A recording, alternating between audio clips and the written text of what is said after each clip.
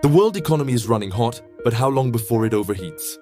Welcome to MacroScope, where we zoom out to see the global economy in focus. From markets to money, from policy to power, here's what's moving the world in the last 24 hours. The air around global markets feels electric, charged with optimism, innovation, and a low, persistent hum of anxiety. Across London, New York, and Tokyo, one question is dominating trading desks and think tanks alike. Is the AI boom a revolution, or the next great bubble? The Bank of England today joined the growing chorus warning that valuations in artificial intelligence and tech stocks may have detached from economic reality. The IMF followed suit, cautioning that irrational exuberance around AI's potential could mask far deeper vulnerabilities in the global financial system. When these two institutions speak in unison, markets take notice. And this time, their concern isn't about inflation or employment. It's about belief. Over the past year, the world's largest technology firms have added trillions of dollars in market value. Investors have poured into anything carrying the letters AI, from semiconductor giants to software firms, to startups with barely a product, but plenty of promise. A handful of US titans, often dubbed the Magnificent Seven, now dominate global equity indexes, representing nearly a third of total market capitalization. Their combined worth rivals the GDP of entire continents. But profits haven't kept up. Their share prices are racing far ahead of their earnings. And when markets rise faster than performance, history has a habit of reminding us how gravity works. The dot-com boom 2 decades ago is the obvious echo. Back then, it was the internet that would change everything, and it did, but only after a violent correction wiped out $5 trillion in value. The pattern feels familiar. Technological truth wrapped in speculative excess. Today, artificial intelligence holds transformative potential. It's rewriting how hospitals diagnose disease, how factories optimize output, how lawyers draft contracts.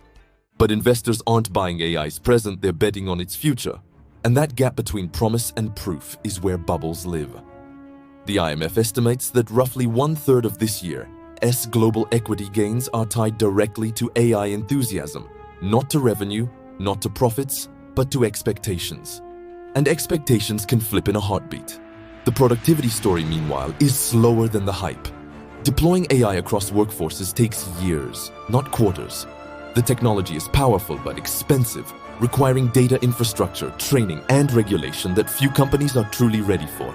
The IMF notes that real productivity growth from AI will likely emerge gradually over the next decade. That's economist code for not yet. For policymakers, that lag matters. When too much capital floods one narrative, it distorts credit conditions, diverts investment, and amplifies systemic risk. In plain terms, if AI sneezes, the market could catch a cold. The Bank of England's latest simulations warn that a 20 to 30% correction in tech valuations could erase trillions in paper wealth. Pension funds, retail investors, and corporate balance sheets would all take a hit. Even households far from stock markets could feel it through slower wage growth, tighter credit, and weaker consumer confidence. And for emerging economies, the shock could be sharper still. When global risk appetite fades, capital flees first from markets with the least liquidity and the most debt. Exchange rates slide. Bond yields jump. For those countries, an AI bust in New York could mean a currency crisis at home. This isn't just a Wall Street issue, it's a world issue. In the United States, the imbalance is already visible. Tech valuations are sky high, while manufacturing and retail are cooling. Job creation has slowed. Consumer sentiment is softening. Yet stock indexes remain near record levels, powered almost entirely by AI optimism. That concentration creates fragility. If one or two mega firms stumble through regulation, competition, or disappointing earnings, the shock could ripple across the entire index. The top 5 American companies now account for over a quarter of total market capitalization, the highest share since before the year 2000 crash.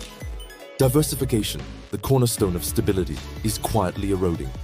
Investors sense it. Gold has climbed to record highs as capital quietly seeks safety. That move speaks volumes. When traders start hedging against their own euphoria, it means confidence is already cracking.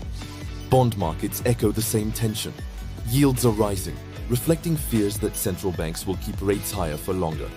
That makes borrowing costlier for firms that built their empires on cheap money. The price of optimism is climbing. The IMF's Global Financial Stability Review pulls no punches.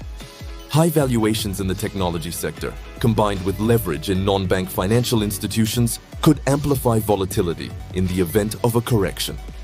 In simpler words, if this bubble bursts, it won't stay contained. Investment funds, pension pools, and derivatives exposures are all tangled in the same web. A tremor in Silicon Valley could echo through Frankfurt, Mumbai, or São Paulo within days. We've seen that pattern before in housing in 2008, in crypto in 2022. Each time, the trigger was different, but the emotion the same, the conviction that this time is different. Why does any of this matter to ordinary people? Because asset prices don't live on screens, they shape real life. When markets rise, homeowners feel richer, consumers spend more, and businesses hire confidently. When markets fall, confidence contracts, spending slows, and layoffs follow. Financial sentiment becomes economic reality. That's why central banks watch bubbles as closely as inflation. They're not policing greed, they're defending stability.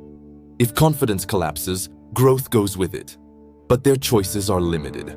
Tighten policy too soon, and they risk killing innovation. Wait too long, and they risk an even harsher correction later. The Bank of England summed it up.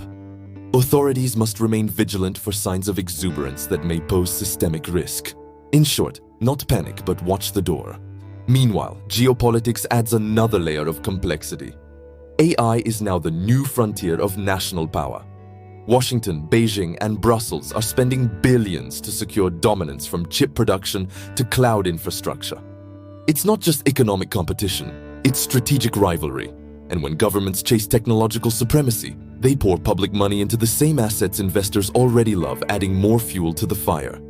In China, new funds support domestic AI chipmakers as US export controls tighten. In the US, the Semiconductor Act channels huge subsidies into advanced manufacturing. Europe is racing to write its own AI rules to stay relevant. It's an arms race of innovation and of valuation. Inside companies, the fever is unmistakable. Every boardroom wants an AI plan. Every quarterly call drops the acronym.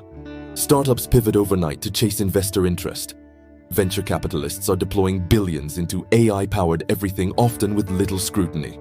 Some of that money will build the future, but much of it will simply chase the story. And when the story changes, even the strongest ideas can sink with it. Still, not all manias end in disaster. After the dot-com crash, the survivors Amazon, Google, and others became the pillars of the modern economy. If this bubble pops, the same could happen again. The noise fades, and the real innovators remain. So what now? Central banks will watch leverage. Regulators will test liquidity. Investors will oscillate between belief and fear. And the rest of us will keep trying to separate progress from speculation. For individuals, the lesson is timeless. Stay curious, stay grounded, and don't confuse momentum with inevitability. Innovation may change the world, but valuation decides when and how we pay for it.